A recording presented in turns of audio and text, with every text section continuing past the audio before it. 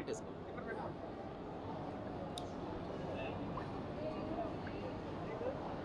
అందరికీ నమస్కారం. నా పేరు తన్మయ్. నాది రీసెంట్గానే లాస్ట్ ఇయర్ గ్రాడ్యుయేషన్ అయింది. ఆఫ్టర్ గ్రాడ్యుయేషన్ ప్లేస్మెంట్స్ టైంలో నేను ఆడిషన్స్ ఇవ్వడం జరిగింది. అండ్ ఆడిషన్స్ ఇస్తున్న టైంలోనే I fortunately got this film. Story వినగానే నాకు అర్థమైంది చాలా serious subject and sensible subject అనేసి. ఇలాంటి ఒక రోల్ తీసుకోగలనా అని అనిపించింది. But then I really wanted to do. ఎందుకంటే ఫస్ట్లోనే ఇలాంటి ఒక ఫిలిం ఒక అమ్మాయికి హీరోయిన్స్కి దొరకడం ఇస్ వెరీ మచ్ డిఫికల్ట్. కానీ ఫార్చునేట్గా ఆడిషన్స్ ఇచ్చాను and then I got selected. ఇలాంటి ఒక సబ్జెక్ట్ ఫస్ట్లోనే నాకు చేసినందుకు చాలా హ్యాపీగా ఉంది.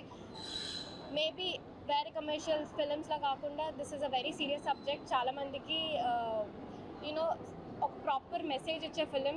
సార్ది మల్లేశం అండ్ 8 AM మెట్రో చూస్తే యూల్ అండర్స్టాండ్ అసలు ఫిలిం స్క్రీన్ ప్లే సార్ది ఎలా ఉంటుంది అనేసి. దీనికి డబుల్ ఉండబోతుంది this 23 film because not one message, you'll be getting multiple messages from this film. Yeah.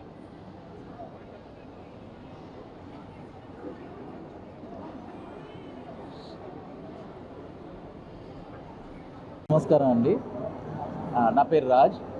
నేను ఒక 5 ఫిల్మ్స్ నేను ప్రొడ్యూస్ చేసి రాశాను. డైరెక్షన్ వైజ్ 3 ఫిల్మ్స్ చేశానండి. 2019లో మల్లేశం, తర్వాత 2023లో హిందీ ఫిల్మ్ 8 AM మెట్రో, మళ్ళీ ఇప్పుడు 23 అని తెలుగు ఫిల్మ్ అండి. ఇది గుంటూరు, ఈ పల్నాడు ఏరియా, ఇక్కడ జరిగిన 3 సంఘటనలు బేస్ చేసుకొని, రియల్ లైఫ్ ఇన్సిడెంట్స్ బేస్ చేసుకొని తీసుకున్న సినిమా అండి. Majority of the film Chilakaluripet bus incident ఆ క్యారెక్టర్స్ మీద అండి. సో ఒక ఇద్దరు యూత్ 20 years పిల్లలు ఒక తప్పు చేశారు, కానీ తెలియకుండా అది చాలా పెద్దగా అది ఒక క్రైమ్ అయిపోయిందండి. 23 మంది చనిపోయారు దాంట్లో. సో వాళ్ళు ఎందుకు చేశారు, ఎలా చేశారు, తర్వాత జైలుకి వెళ్ళిన తర్వాత ఏమైంది, వాళ్ళ లైఫ్ ఏంటి, పశ్చాత్తాపడ్డారా, ఏమైంది, ఇది టోటల్ ఫిల్మ్ అండి. దీని మీద ఫిల్మ్. సో ఇక్కడ గుంటూరు ఇంకా సరౌండింగ్ ఏరియాస్లో ట్రూ ఇన్సిడెంట్స్ బట్టి బట్ ఫిక్షన్ యాడ్ చేసామండి. సినిమాకి ఎంత అవసరం అంత, బట్ ఈ ఏరియాలో జరిగిన ఇన్సిడెంట్స్ బేస్ మీద తీసిన సినిమా అండి ఇది. దీంట్లో డెబ్యూ అండి, బోత్ తేజాకి తన్మయ్కి ఎక్సలెంట్ యాక్టర్స్. చాలా కష్టమైన రోల్స్, కానీ చాలా కష్టపడ్డారు, చాలా బాగా చేశారు. ఇప్పుడు కోర్టు మొన్న రిలీజ్ అయ్యి హిట్ అయింది కాబట్టి మేము చాలా పాజిటివ్గా ఉన్నామండి. దానిలాగే ఇంకా కొన్ని విషయాలలో ఇంకా కంటెంట్ బేస్డ్ చాలా బాగుంది సినిమా. సో ఇది వర్కౌట్ అవుతుందని పాజిటివ్గా ఈ ఒక 3-4 వీక్స్లో రిలీజ్ ఉంటుందండి. రిలీజ్ ప్లాన్ అయింది, డేట్ ఫుల్గా కన్ఫర్మ్ అవ్వలేదు, but around 25th April 25th ఇంచుమించు ఒక వారం అటు ఇటులో రిలీజ్ అవుతే థియేటర్స్కి వస్తున్నామండి. థ్యాంక్ యూ సో మచ్ అండి. 23 పెట్టడానికి సినిమా కారణం ఏంటని, చిలకలూరుపేటలో వీళ్ళు దొంగతనం చేద్దామని అనుకొని యాక్సిడెంట్లో 23 మంది చనిపోయారండి. సో ఆ 23 మంది చనిపోయిన నెంబర్ 23, అదే టైటిల్ పెట్టామండి సినిమాకి. ఇంకా క్వశ్చన్స్ ఏమైనా ఉన్నాయండి మీ దగ్గర నుంచి? అసలు ఏం జరిగింది కానీ, సో వీళ్ళ కేసులో కూడా బస్ బర్నింగ్ కేసులో ఎందుకు చేసి ఉంటారు, చేశారు, తర్వాత ఏమైంది, ఇది ఒక సైడ్ లాగా కాకుండా ఎలా జరిగిందో అలా న్యూట్రల్గా ఉండడానికి ట్రై చేశానండి సినిమా మొత్తంలో.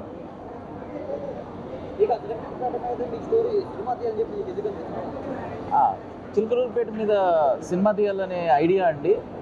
భరద్వాజ్ గారు అని వాళ్ళతో క్లోజ్లీ అసోసియేటెడ్ ఉన్నారు, జర్నలిస్ట్, ఇప్పుడు యూట్యూబ్ ఛానల్లో చెప్తూ ఉంటారు భరద్వాజ్ గారు. అతను కూడా ఇక్కడ మన సత్తెనపల్లి దగ్గర నుంచి అండి, ఈ ఏరియా పల్నాడు ఏరియా నుంచి సార్. సో మా ఫ్రెండ్ ఒక అతన్ని సార్తో మాట్లాడి లంచ్కి వెళ్ళినప్పుడు ఇలా ఒక స్టోరీ ఉంది అని అంటే, నేను యంగ్గా ఉన్నప్పుడు ఈ 19 years 20 years ఉన్నప్పుడు జరిగిందండి ఈ సంఘటన. జరిగినప్పుడు నా ఫస్ట్ రియాక్షన్ ఏంటంటే వీళ్ళని ఉరిదీయాలి పబ్లిక్లో అని నాకు అనిపించింది అప్పుడు, నాకు న్యూస్లో ఫస్ట్ టైం విన్నప్పుడు. బట్ ఎప్పుడైతే నేను సార్ దగ్గర నుంచి మొత్తం స్టోరీ విన్నాను, ఎందుకు చేశారు అంటే, ఇప్పుడు దాన్ని నేను కూడా కొంచెం వయసు అయ్యాను, ఏజ్లో కొన్ని వరల్డ్ చూశాను, లిటరేచర్ చదివాను, సినిమాలు చూశాను, తీసాను. సో ఇప్పుడు నా ఇంప్రెషన్ ముందులాగా లేదండి. నేను 19 years అప్పుడు వీళ్ళు చంపేయాలి అని ఎట్లా ఉన్నాను, ఇప్పుడు కొంచెం మోర్ ఎంపతి కంపాషన్తో కొంచెం మానవత్వంతో ఎందుకు చేసి ఉంటారు, ఎలా చేసి ఉంటారు, దీనికి మరి ఇప్పుడు సొల్యూషన్ ఏంటి అని కొంచెం ఆ మానవ కోణంలో వెళ్ళి ఈ సినిమా తీయడానికి ఎక్స్పీరియన్స్ ఎలా ఉంది అంటే ఫస్ట్ నాకు చిన్నప్పటి నుంచి బేసిక్గా యాక్టింగ్ అంటే ఇష్టం. ఈ ఫిలిం వచ్చినప్పుడు యాజ్ ఐ సెడ్ చాలా డిఫికల్ట్ పాత్ర. అది చేయాలి అన్న ఒక ఎక్స్పీరియన్స్ నాకు అయ్యో చేయగలుగుతానా లేదా అన్న ఫీలింగ్ వచ్చింది. బట్ దెన్ ఫిలిం కంటే ఎక్కువ రాజ్ సార్తో జర్నీ ఏదైతే ఉందో ప్రాపర్గా ఎక్స్ప్లెయిన్ చేయడం స్క్రిప్ట్ కంటే ముందు మనం నరేషన్ ఎలా ప్రాపర్గా గ్రాస్ప్ చేయాలి ఇవంతా ప్రాపర్గా అన్నీ నేర్చుకున్నాను. అంటే ఒక ఫిలిం చేసినట్లుగా కాదు, ఒక ప్రాపర్ ఇండీ ఫిలిం అంటారు కదా, ఆ ఇండీ ఫిలింలో ఎక్స్పీరియన్స్ ఏదైతే ఉందో దాంట్లో మనం ఇంకా కూడా ఎక్కువ నేర్చుకోవచ్చు. ఇప్పుడు నేను ఏ ఫిలిం అన్నా కూడా కొంచెం ఈజీగా చేయగలుగుతానేమో, బికాస్ ఆల్రెడీ నేను దీంట్లోనే చాలా స్ట్రగుల్స్ కానివ్వండి, పాత్రలో స్ట్రగుల్స్ కానివ్వండి, మేకింగ్లో స్ట్రగుల్స్ కానివ్వండి, అవంతా ఆల్రెడీ ఎక్స్పీరియన్స్ అయిపోయాను.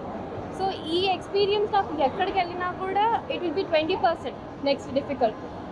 ఈ ఫిలిం ఎక్స్పీరియన్స్ కానీ అన్నీ నాకు ఎక్కడికి వెళ్ళినా కూడా ప్రాపర్గా యూజ్ అవుతుంది.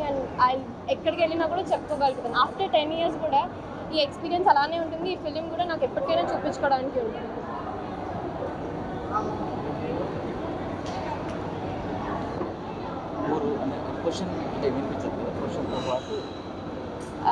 నేను మా ఊరు వచ్చేసి బేసిక్గా నేను పుట్టింది పెరిగింది హైదరాబాద్, కాకపోతే మా ఊరు వెల్లూరు వస్తుంది, తమిళనాడు సైడ్ వస్తుంది. కాకపోతే నేను పుట్టింది పెరిగిందంతా హైదరాబాద్.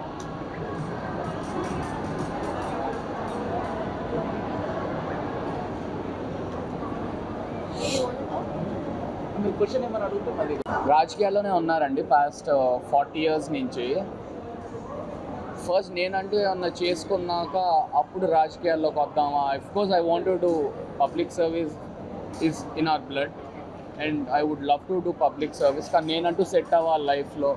సో చిన్నప్పటి నుంచి కోరికండి. బట్ అంత ఎడ్యుకేషన్ అయిపోయాక అప్పుడు ఏ పేరెంట్స్ అన్న ఒప్పుకోరు కదా డైరెక్ట్గా వచ్చేసి 10వ క్లాస్ సినిమాలు చేస్తా అంటే. సో బేసిక్ ఎడ్యుకేషన్ అయిపోయాక వచ్చాక దెన్ పాస్ట్ 5 years నుంచి ట్రై చేస్తా అంటే finally I got a break అండి విత్ రాజ్ సార్. బట్ రాజకీయాలు అంటారా అది చూడాలి, నెక్స్ట్ 10 yearsలో ఏమైద్దా, ఎలా ఉంటుందా కెరియర్, దాన్ని బట్టి ఐ టేక్ అ కాల్. రాజకీయం కాకపోయినా కూడా I would love to do public service from back end.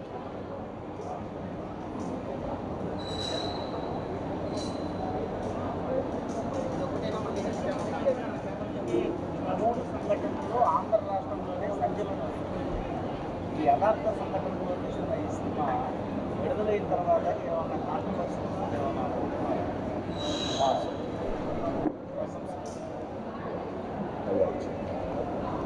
మంచి క్వశ్చన్ అండి. ఇది కొంచెం సెన్సిటివ్ ఇంకా కాంట్రవర్షియల్ ఇన్సిడెంట్స్ కాబట్టి ఇది తీసినందుకు మళ్ళీ ఏమన్నా కాంట్రవర్సీ రావచ్చా, రిలీజ్ ముందైనా రిలీజ్ తర్వాత అని. దీని ఆన్సర్ ఏంటంటే కొంచెం సెన్సార్ దగ్గర కష్టమైందండి. సో చాలా పార్ట్స్ కట్ చేయాల్సి వచ్చింది. సెన్సార్ వాళ్ళని కూడా తప్పు పట్టలేము, ఎందుకంటే వాళ్ళ రూల్స్ వాళ్ళకు ఉంటాయండి. కాకపోతే మ్యాక్సిమం వరకు అది ఏ సైడ్ స్టాండ్ తీసుకోలేదండి. సో ఇది మంచి చెడు, ఇది కరెక్ట్ రాంగ్ అనేది కాకుండా రెండోది ఎవరిని రెచ్చగొట్టే ప్రయత్నం చేయలేదు సినిమాలో. సరే ఇలా జరిగింది మళ్ళీ మీరు కక్ష తీర్చుకుంటారా ఈ యాంగిల్లో వెళ్ళలేదండి. సరే ఏదో ఒకటి కొన్ని ప్రాబ్లమ్స్ ఉంటాయి, దాన్ని ఇంకా కలుపుకోవడానికే చేసిన ప్రయత్నం కాబట్టి దీంట్లో మెసేజ్ అలా కాంట్రవర్సీ అవ్వడానికి ఛాన్సెస్ చాలా తక్కువ ఉన్నాయండి. ఎందుకంటే అలా జరగద్దు అనే పద్ధతిలోనే తీసేవాడిని. ఇంకా రెచ్చగొట్టడం, ఇంకా దీన్ని స్పాయిల్ చేయకుండా కలుపుకుందాం అనే ఉద్దేశంతోనే ఆనెస్ట్గా తీసాము, ఒక సైడ్ కనుకోకుండా. సో ఉద్దేశం కరెక్ట్గా ఆనెస్ట్గా ఉంది కాబట్టి ఏమీ కాంట్రవర్సీ ఉండదు దాంట్లో అని అనుకుంటున్నాను. కాకపోతే కొన్ని సంఘటనలలో కొన్ని గవర్నమెంట్లు ఉన్నప్పుడు కొన్ని జరిగిన సంఘటనలు ఉన్నాయి. అంటే ఇప్పుడు కొంతమంది ఈజీగా వెళ్ళిపోయి ఉంటారు జైల్లో నుంచి, ఆ పర్టికులర్ గవర్నమెంట్లో అంతవరకే. కానీ ఒక పర్టికులర్ గవర్నమెంట్ అని, పొలిటికల్ పార్టీ అని ఎక్కడ చూపించలేదు. So you said about social justice something? చెప్పండి. Thank you so much.